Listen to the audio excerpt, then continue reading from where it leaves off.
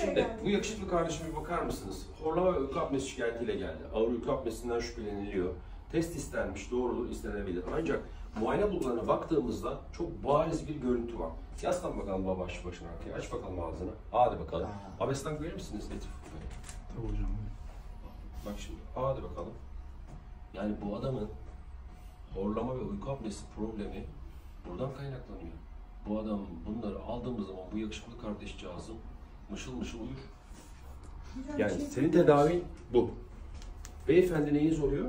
Eniştem. Biz teyzesi. Ben devam önce ameliyat oldum. Ben kontrole geldim.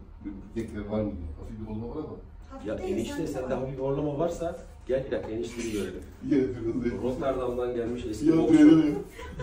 Kesinlikle eski boksörsün sen değil mi? Yok. Oha. Ondan.